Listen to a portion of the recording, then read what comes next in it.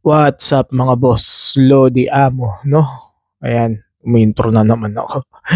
Nag-grounding lang ako guys ha. Kaya ayun, umulit ako ng intro. Medyo basa pa yung buhok natin, kaya hindi mo tayo magbabalot. Galing kasi ako ng gym. Nagbuhat ako. Alas 2 ng, no, alauna ng madaling araw. Ganun dito pag Ramadan eh. Gabi kasi ang galaw ng mga tao dito.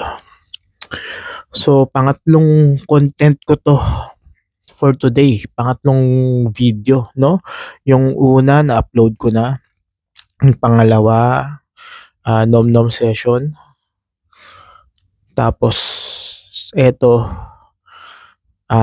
na yung solo cast natin. Eto na yung bagong lighting natin, guys. Parang mas gusto ko yung gantong lighting kapag solo kasi. Yung nom-nom session yun na lang yung gagawin natin na medyo dim para relaxing naman siya sa mata panoorin. At kasi, alam niyo naman, pang nom-nom siya, no? Yun, nabibilib lang ako sa sarili ko kasi parang ang sipag ko rumatrat today, no? Galing ako ng gym, pagod, no? Tapos nag-treadmill ako. Mga 15 minutes na yung sprint talaga. Hindi naman sprint na OA sa takbo, pero yung medyo fast pacing na takbo for 15 minutes. Grabe, hingal ko kanina. Tapos pagkadating ko, hot shower, ligo, habang nakikinig sa podcast ni o di kaya mga turo ni Ras Huson, no? Grabe pinagagawa ko ngayong araw. Masasabi ko na productive. Sobrang productive. Sobrang na-achieve ko yung mga gusto ko ma-achieve. Nakapagbasa rin ako ng libro kanina umaga, no? Yung about sa decluttering your mind, yung pinakita ko sa inyo last time. So, ayun. Pag natapos ko yung book, kwento ko sa inyo kung ano yung laman nun, no? Ngayon, kanina, may share ko lang. Habang nag-workout ako sa gym, syempre may mga kasabay ako. Magaganda yung katawan na. Pero nag-gym pa rin sila. Malalaki na yung mga muscle. No? Sabi ko parang kailangan maging ganito rin ako. No? Ito yung circle ko, ito yung environment ko. Sooner or later, magiging ganito na rin ako. No? Parang come back to the young and beautiful me talaga. No? Balik Riz. No? When it comes to Riz, yan, gawin nating topic yung Riz for this video. No? Yung Riz kasi yung parang tawag dati sa atin na charisma. Ayan, appeal, charisma. No? As far as I know, hindi ko pa ginugugol, hindi ko pa tinitignan kung ano talaga. Pero as far as I know, yun yung Riz, yung charisma, yung appeal mo kung gaano ka kalupit. Fumarbat ng EA, no? Gaano ka kalupit magkaroon ng alam mo yun, hindi lang totally sa pagkuha ng pag-attract ng mga EA cakes. Pero, kumbaga, social finesse. 'Di ba? Meron kang social finesse. Pagka kasama mo yung, pag nasa labas ka, or nasa unfamiliar environment ka, dalang-dala mo yung sarili mo. Hindi ka na OP, hindi ka parang, alam mo, mukhang tolonggis, hindi ka, yung galaw mo kahit mag-fail ka or sumablay ka, kaya mong bitbitin yung sarili mo na, alam mo yun, hindi ka magmumukhang katawa-tawa. No, gusto ko lang i-share, hindi naman sa pagmamayabang, pero nung kabataan ko masasabi ko na wala pang mga tutorial na yung mga napapanood nyo sa YouTube na o yung mga napapanood nyo sa TikTok, IG, kung saan man na tutorial kung paano magkaroon ng Riz or magkaroon ng social finesse, no? Nahasa ko siya sa exposure. Parang araw-araw akong lumalabas. Nung, paano ba? Matropa na kasi ako bata pa lang ako talaga. Nung nagpunta siguro ako sa Japan, yun yung parang naging ano ko, ay hindi, nung elementary ako, matropa rin talaga ako kung saan ako nakakapunta, kung sino-sino yung nakakasama ko Siguro yung upbringing sa akin ng magulang ko na lagi akong sinasama sa iba't ibang lugar at nakakamit ako ng iba't ibang tao, nagkakaroon ako ng iba't ibang kalaro, ganun. Yung father ko kasi, tsaka yung mother ko, palakaibigan sila. Yung lolo ko din, lolo ko sa father side, no? Mga palakaibigan sila. Yung mga uncle ko sa Parañaque, mga palakaibigan sila. Yung mga auntie, uncle ko rin sa father side ko, mga friendly talaga sila. As in, parang wala akong family or relatives na introvert. Parang lahat sila outgoing eh. So, feeling ko, yung sinasabi nila na namana mo yung ganun, hindi. Feeling ko sa upbringing lang. Hindi siya genetics eh. Sa upbringing kung paano ka pinalaki, kung ano yung naging experience mo nung bata ka, ayun na yung naging belief mo. So, nung bata ako, no, ang ano ko nun, lagi makipaglaro sa hindi ko kakilala. Parang yun na yung naging belief ko na ang kalaro, mahahanap mo kapag kumausap ka ng ano, stranger sa murang edad. Hanggang sa yun nga, nagpunta ako ng Japan. Siyempre, noong mga panahon na yun, wala pa namang translator, dictionary pa talaga. Aaralin mo talaga yung language. Ah, medyo struggle ako eh, nung mga unang 6 na buwan. Hanggang sa, ewan ko, natuto ako mag-Japanese nang hindi nag-aaral eh. Nakipag-usap lang ako sa kanila. Hindi na nga ako nag-dictionary guys, hindi ako nag-dictionary. Dictionary ako siguro ng mga unang buwan ko lang. Pero hindi, ano, makipag, wala, kumausap lang, kapagkwentuhan lang talaga ako sa kanila hanggang sa natuto na ako. So, ayun, hanggang nung high school ako, ang dami ko rin barkada eh. Kasi sa Japan guys, ang daming introvert talaga. No? First year high school ako, syempre wala pa ako masyadong tropa. Second year high school ako, kung sino-sino na naging tropa ko. Ang dami kong group of friends. Meron akong kaibigan sa section na ganito, meron akong kaibigan na nasa higher level, meron akong mga senpai na ano na talaga, mga senior na namin, nakakasama ko. No? Oo nga, no? Parang nasa karakter ko na talaga yung ano, ah, yung magaling kumausap, magaling makisama. I would rather say na magaling makisama, no? Parang nakakapag-adjust talaga ako kung sino man yung magiging kasama ko. Kumbaga kaya kong i-adapt yung environment. Kaya mahirap mga kasama ko hindi naman squawking, pero yung alam niyo yung mga ghetto, no? Or mga elite. Kaya ko sumabay. So, along the way, nung habang tumatanda ako, syempre, may mga bagay akong pinaprioritize, may mga pinagfo-focusan ako. Medyo naging ano siya, mapurol, no? Lalo ngayon, yung mga nakaraang taon, parang mas nangingibabaw yung pagka-introvert ko eh. Yung tipong ayoko makipag-bullshitan sa mga tao. Gusto ko lang kung sino yung, alam mo yun, yung alam kong komportable akong kausap, yun lang talaga yung kinakausap ko, no? Hindi kagaya dati, lalo nung binata ako, grabe putya, sabi ko sa sarili ko, parang hindi ba ako maano nito, ma-kidnap or madala sa ano, kasi sama ako ng sama kahit saan. Awa naman ng Diyos, hindi naman ako napahamak sa mga pinaggagawa ko, no? Though napa-trouble din, siyempre di mo maiiwasan yun. Pero hindi ako umabot sa point na namatay ako or parang nalulung ako sa kung anumang bisyo, no? Or naputulan ako ng parte ng katawan ko, no? Buti naman gano'n, mabait pa rin sa akin si Lord, no? Andun pa rin yung guidance niya sa akin. It was a good experience, it was a good story of my life, no? Ang layo na napuntahan natin. Anyways, balik tayo sa Riz. Yan, sa Riz tsaka sa ano, sa charisma. Paano ba nabubuo ang charisma? May napanood kasi ako na podcast nga ni MJ Aguilar tsaka ni Ato, no? Na about kay smooth coaching. Um, ang advocacy kasi nila is hindi mo kailangan maging gwapings para makakuha ng EA, no? Para magka-chicks. Hindi mo kailangan maging mayaman para makakuha ng chicks, no? Ang ano naman ni Ato, advocacy niya naman din at the same time na kahit hindi ka gano'n kagwapuhan, kahit yung looks mo eh hindi talaga class S, makakaano ka, makakageto ka pa rin ng chicks or kicks na alam mo yun, may tira, may itsura na class A, class S, S+, 'di ba? So yun yung advocacy nila. Sa ngayon kasi, paano ko ba masasabi? May mga training grounds, may mga bootcamp din sila eh. Naku-curious din talaga ako guys, no? Parang gusto ko ring sumama.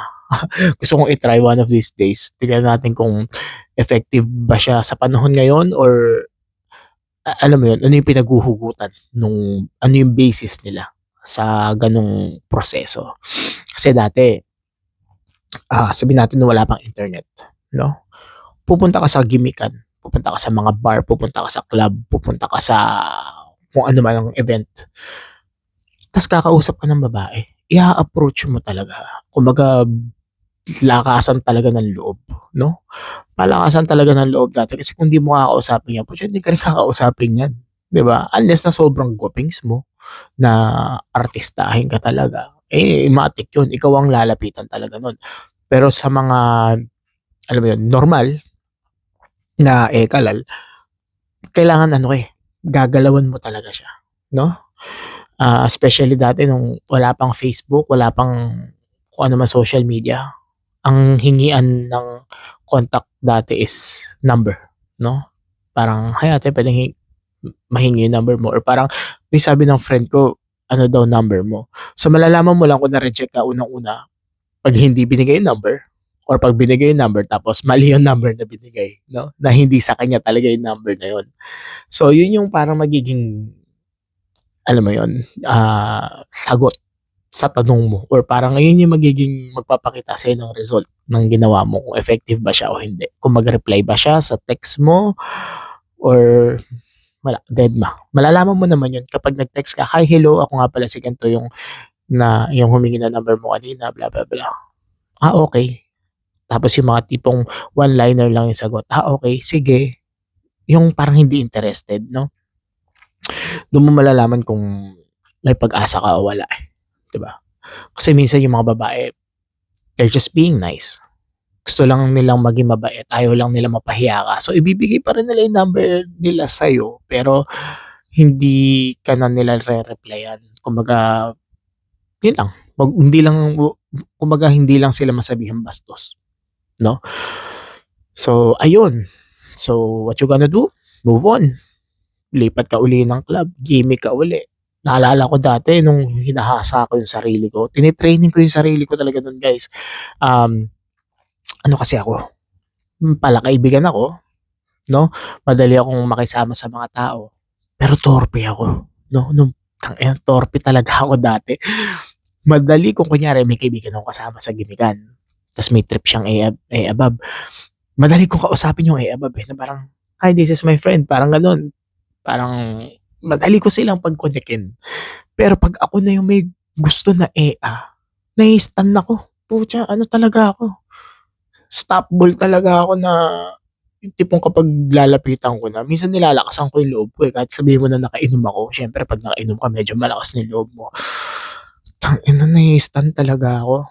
Parang ano talaga ako, tumutupi talaga ako. Tapos hanggang sa makikita ko may iba na yung kasama yung gusto kong i-approach na, 'di ba? O di kaya parang mare-realize ko na, "Ay putya gusto rin pala ako nun." Kumbaga parang may chance pala ako dun ta's hindi ko pinush, 'no?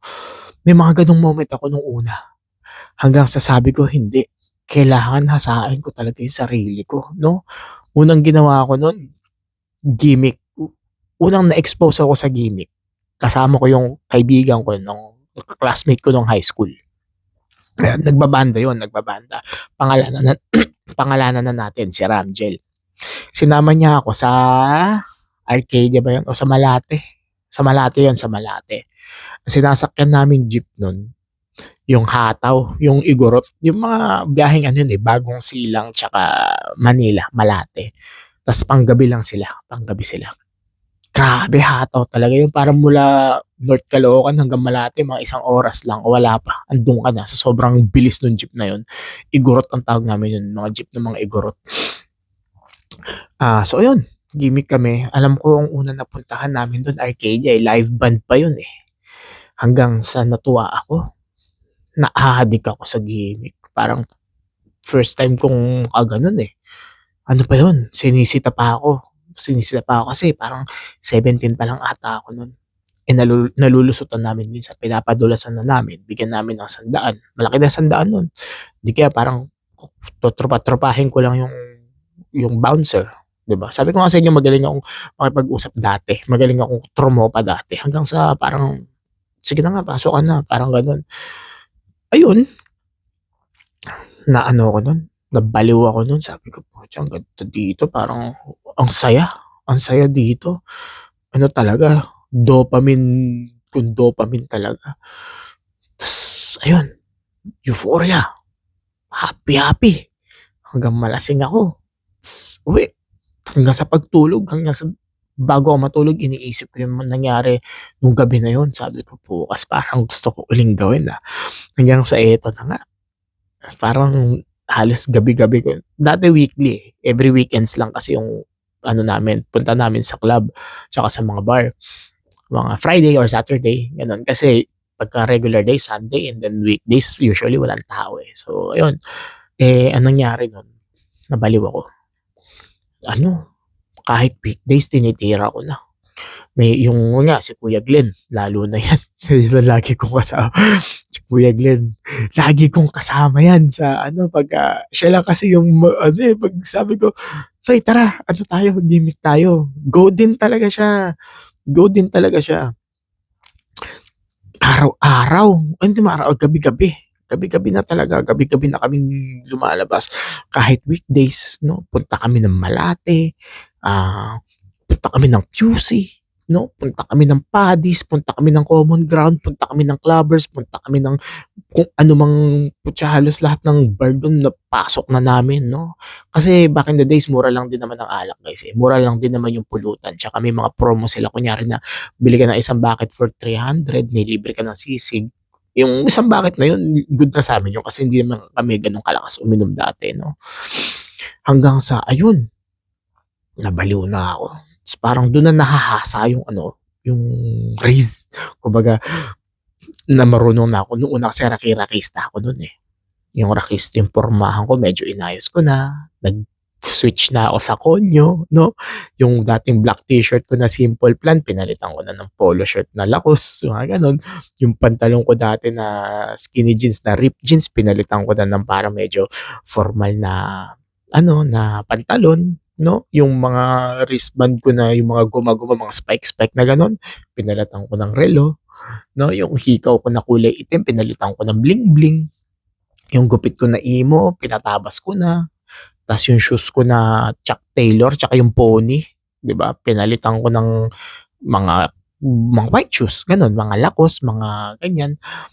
'Yun, hanggang sa inayos ko yung pormahan ko, hanggang one day sabi ko, "Puta effective." Parang may ano lang ako, eh, may isang beses lang ako na nilakasan ko yung loob ko. Hindi ko talaga trip yung babae, though may itsura siya 'no, kumbaga parang gusto ko lang testingin yung ano ko, yung risk ko. Testingin natin 'to, Paddy's Point kami nun ni Nonoy. Paddy's Point ba yun o Common Ground? Basta Malate, Malate. Tangina testingin ko nga, testing ko, usap-usap, kwentuhan, effective, effective, hingi number, effective. Sabi ko parang ano 'to, achievement 'to, Putya eto na, 'di mas lalo akong nanggigil. Kinabukasan rat-rat na naman. Nung weekends, rat-rat 'pag weekends medyo pinaghahandaan ko 'yan kasi ano 'yan, eh, big event 'yan, eh, 'di ba? Poporma talaga ako ng malupit, maliligo talaga ako ng pabangong ano, si Nonoy, sabi ko, "Noy tara ano, gayak ka, ano tayo ngayon, punta tayo, gimik tayo." Hanggang nabaliw talaga kami kakagimik dun.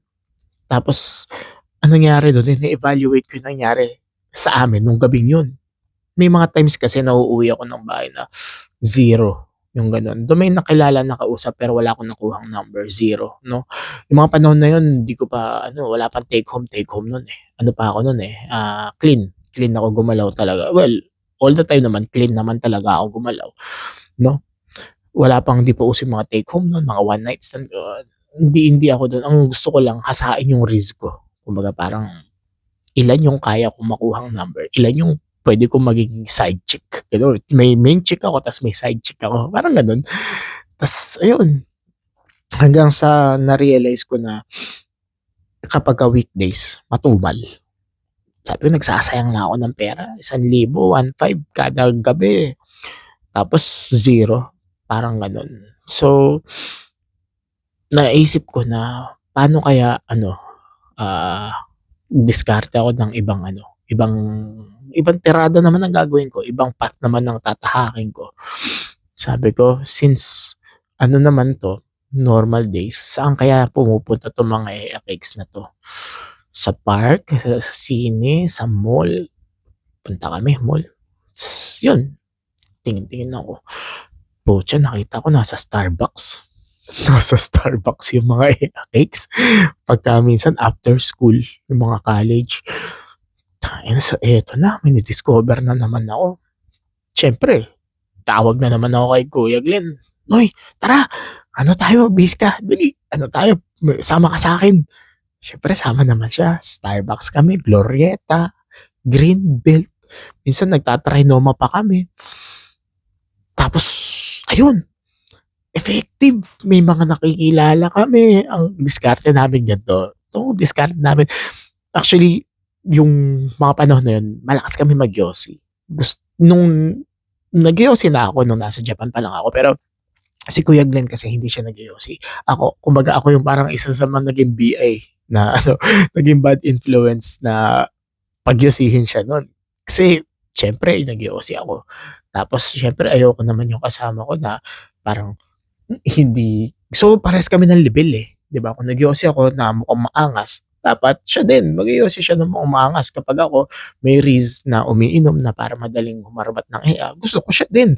Kumbaga parang ang boring naman kung ako lang, 'di ba? Dapat kung ano meron ako, meron din siya. Para alam mo yun, parehas kami ng flow, 'no? Parang ano yun eh, nagja-jive kami sa mga bagay na ginagawa namin. Anyway, so yun nga, ang diskarte namin yan sa Starbucks. Kahit may lighter kami, 'no? Makikisindi kami sa nagyoyosing babae.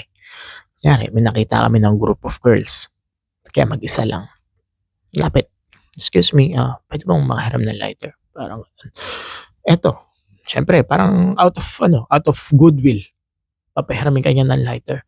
Tapos ang gagawin ko, hindi ko 'di ba 'pag kinlik mo yung lighter, ta's pipindutin mo yung ano, yung parang sa gas para magtuloy-tuloy yung apoy, hindi ko siya pipindutin. Sabi ko, "Ba't gano'n, sira?" Parang gano'n. Parang, "Sira, ayaw?" Ta's, "Hindi, akin na." Parang gano'n. Ta's siyempre minsan siya yung gagawa, "Oh, eto gumagana." Minsan ang gagawin niya kapagka gumana iaabot sa'kin. Minsan naman kapagka gumana, parang sisindihan niya ako. Siyempre 'pag sinindihan niya ako, parang, "Uy, thank you, ta's bibigyan ko ng kunyaring mga ₱20 o tip po sa pagsindi. Alam mo yung parang dun mo nasisimulan yung conversation sa pamamagitan ng pagjo-joke. Di kaya parang, sinindihan yung ano mo, baka naman mamaya maningil ka ng ano mo, effort mo sa pagsindi. Yung kumbaga dun mo sisimulan yung ano, conversation, 'di ba? Kumbaga yun yung gagawin mong trigger para magkaroon kayo ng communication, 'no? Malalaman mo kaagad kapagka kumagat siya sa joke mo, kapagka tumawa siya, kapagka alam mo yun, makikita mo sa mukha niya, eh, kung interested siya or hindi, 'no? So kapagka minsan may mga times talaga na dedma lang, parang gano'n, "Uy, baka maningil ka ng ano, tip, sa pagsineryoso ko." 'Pag tumawa lang parang gano'n, "Wala 'to, ekis 'to." Sure na 'yun, hindi ko na pinu-push pagka gano'n kasi ano 'yun, eh, mapapahiya ka dun, mapapahiya ka sa gano'n. Pero pagka bumanat ng, oo, 500 parang gano'n, eto na, putya sabi ko, "Eto na 'yun, this is it, this is it." Tapos siyempre parang makikipagtawaran ako, "Mahal naman, 250 na lang." Parang gano'n. Tapos parang, ganyan. "Lagi ba kayo dito?" Parang, "Familiar ka, nakita na kita somewhere." Parang gano'n. Alam mo yun, kahit hindi mo naman siya first time mo siya makita, babanatan mo ng gano'n, 'no, hangga't tatanungin mo na yung huling-huli naming tinatanong yung name, 'no. Kumbaga parang hinihintay namin sa conversation, siyempre magkausap na kami, hinihintay namin na sila yung mag-ask ng name. Kapag sila yung nag-ask ng name, yun yung parang nagiging ano namin, ultimatum namin kung win or lose ang mangyayari dun sa panghaharbat namin na yun. Hinihintay namin, hindi kami nagtatanungan ng name. 'Pag sila yung nagtanong ng name parang, putya interested 'to, 'di ba? Pero pagka minsan tinanong, parang ang tagal na ng usapan, tapos alam mo yung nararamdaman mo nagkakapaan kayo, 'no? Kami yung nag-a-approach, ano pala name mo? Dami na nating pinagkuwentuhan, 'di pa kita kilala, mga gano'n. Tapos siyempre kapag kinausap yung name, 'no, shake hands kunyari, parang shake hands lang 'yan, ta's yung, "Ay ate yung kamay ko po." Pero ikaw yung nakahawak ng matagal sa kamay niya, yung mga simpleng gano'n, yung mga nahasa ko na lang siya along the way talaga. Natutunan ko na lang siya dahil ginawa rin sa akin or nakita ko na ginawa ng tropa ko. Dun ko nakuha yung mga gano'ng diskarte talaga dati.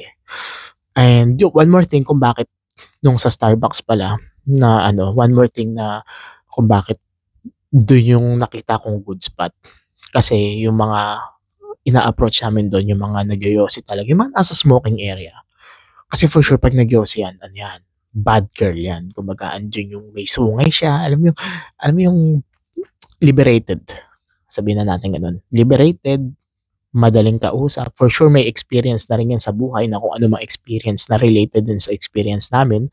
Tsaka may ibang dating kasi yung babae kapag nag-yosi. Parang may strong personality siya na andun din yung may pagka-masculine side niya na hindi ka rin niya ipapahiya kung sakali man na pumush ka tapos hindi niya gusto, 'no? Kasi mga nasa loob na nasa aircon, mga sip, sip, sip, sip, sip lang ng gano'n. Hindi, gusto namin yung mga naka-de-kuwatro, nakaangat yung paa, nag-yosi na parang tambay lang. Yun yung mga trip na trip namin no'n kasi madaling i-approach yun, eh, 'no? May mga nakikilala rin kaming gano'n, guys.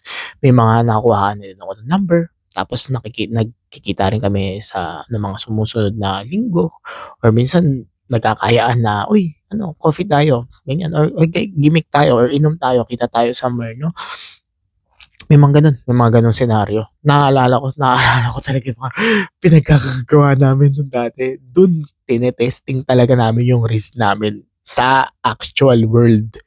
Kumbaga ngayon kasi, ang difference kasi ngayon, unang-una Tinder, 'di ba? So yung Tinder or yung Bumble or yung ano bang mga ano, Bigo, may gano'n ba? Hindi guys, hindi kasi ako nag-i-install ng gano'n, eh. Ano, wala akong idea sa mga ganyan. Pero gusto kong i-try siya. Pero out of curiosity lang, hindi ako lalandi or whatsoever. Out of curiosity lang kung ano yung ganap dun, kung paano nagkakaroon ng connection yung mga tao, 'no? Ngayon kasi pansin ko lang, pagka Tinder kunyari, siyempre ano bang i-expect mo sa ano, ano bang hinahanap mo? Andun na kaagad, eh, parang ang bilis, 'no? Makikita mo na, "Uy, maganda yung katawan nito, pogi 'to," tas yung the way na manamit siya or parang yung kung ano man yung background ng bahay nila, yung kisame nila maganda, yung gano'n, yung pader nila may pintura, 'no, hindi hollow blocks. Kumbaga dun mo makikita na, okey, so may pera 'tong taong 'to, maganda yung katawan nito, maganda yung itsura niya, go na 'to, hindi 'to swipe left, 'di ba? So ayun, parang kailangan ngayon kaya ako nasasabi na medyo struggle or parang mahirap ng gumalaw ngayon. Kasi unang-una may panibagong standard na ang mga tao, 'no, ang mga above lalo. Gusto nila talaga yung pogi, mayaman, 'no, kasi yun yung nakikita nila sa TikTok, eh, nakikita nila na kung magjojowa ka kailangan may sasakyan para hatid sundo ka kahit umuulan, kailangan maganda yung katawan, may income na malupit, gwapings, 'no? Parang ang nawawalan na ng kumbaga lumiliit ang tyansa ng mga normal na tao lang, which is yun ang maraming nahaharbat dati. Eh, dati kumbaga hindi naman maraming nahaharbat nung unang panahon hindi naman so nung unang panahon talaga, eh, 'no? Nung mga panahonan ko kasi kahit normal ka, kung magaling yung comm skills mo, 'di ba? Magaling kang makisama, magaling kang gumalaw, kahit wala kang itsura, eh, kukuha ka ng class S talaga. May mga kilala akong gano'n, may kilala akong tropang gano'n. May tropa ako na sinama ako sa BONI, yung parang ano siya, parang clan, mga gano'n. Marami akong nakitang gano'n, mga hindi naman gano'n kagwapuhan, pero yung mga kasamang AX parang class A, sabi ko, "Pucha ang lupit nito, ah." Tapos nung nga yung nakausap ko nga, dun nga ako natuto ng mga ano, mga diskarte na hindi ko alam na nag-e-exist pala, 'no, yung mga nagma-magic-magic, may mga palaisipan, yung kumbaga parang may hihahain siya sa table kapagka nagkainuman kayo, yun. So, dati maganda ang ano, ang kuhaan ng experience kasi i-expose mo talaga ang sarili mo sa actual world. Kung ano talaga yung nangyayari, yun din talaga ang matututunan mo. Yun yung magiging result din na makukuha mo. Kasi yun na yun, eh. 'Di ba? Wala na parang training grounds. Sabak ka na agad, 'di ba? Tapos aralin mo na lang kung ano yung ano mo, evaluate mo na lang yung sarili mo at the end of the day. Ngayon kasi kunyari, gusto mo makaharbat ng classes na EA, 'no? paganda ka ng katawan mo. Siyempre kailangan yung physique mo malupit, 'di ba? Pagwapuhin mo, bukbukin yung mukha mo, 'di ba? Magpapahid ka ng kung ano mang miracle cream diyan. Ngipin mo papaayos mo, 'no? Pag-aayos ka ng gupit, siyempre magha-hustle ka para kahit papaano, eh, may makabili ka ng sasakyan mo or di kaya kahit motor man lang masundo hatid mo siya, mai-date mo, 'no? Bago ka kumbaga mas may confidence ka na mag-post sa Tinder or kung saan mang dating app, 'no? Tsaka ka makakahanap ng kumbaga mas mataas yung chance mo. Hindi ko naman sinasabi na negative side yun, pero paano yung comm skills mo kasi? Paano yung comms mo 'pag nasa actual date na kayo? Kung sabihin natin malupit ka nga, maganda itsura mo, gwapings ka, tapos 'pag nag-date na kayo parang nacho-choke ka, 'no? Tang-inang cringy ng mga pinagsasabi mo, yung joke mo pang tito, 'no? Yung mga banat mo hindi bumebenta, yung approach mo ng pa-joke nagiging nami-misinterpret as pangmamanyak, 'no? So, paano ko masasabi? Siguro okey lang din yun kasi kung first time mong gawin yun, well, experience sa'yo yun, 'no? At the end of the day, evaluate mo pa rin yung sarili mo ta's next time gano'n ulit, tira ka uli hanggang sa masanay ka na, 'no? Pero yung preparation mo kasi parang ang tagal mong pinaghandaan just to fail on the first day, 'di ba? Hindi kagaya ng sabak ka kaagad sa ano, real world. Mag-fail ka ngayon, okey lang first time mo, eh, di second galingan mo, third day galingan mo, fourth day galingan mo, 'di ba? Kumbaga hindi mo na kailangan ng mahabang preparation para lang mag-fail. Yun lang naman, 'no? Usapang risk 'to guys, kung may naka-relate kayo mga tropa natin diyan, alam ko lalo yung mga kasing edaran na mga nasa trentahin na, 'di ba? Ano yung mga pinaggagawa niyo nung kabataan niyo? Paano kayo nakaharbat ng EA? Anong risk ang kumbaga, anong charisma ang meron kayo? Magaling ba kayo mag-joke? Magaling kayo mag-magic? Bangka ba kayo sa inuman? Kayo ba yung starter ng conversation? Kayo ba yung taga-approach ng babae? Kayo ba yung wingman? Or kayo yung the mysterious guy? Mga gano'n. Maraming klase ng ano, malulupit na lalaki, 'no? Yun lang. Comment down below guys and subscribe na rin sa mga tropa natin na nakaka-relate diyan ha. Kung ayaw niyo mag-subscribe tulad nga ng sinasabi ko sa inyo guys, walang problema. I-share niyo na lang sa mga tropa natin na mga malulupit din, na malupit ang risk dati at malupit ang risk ngayon. Anong pinagagagawa niyo para ma-build yung ganyan, yung confidence niyo. And thank you so much for watching and see you again in the next video.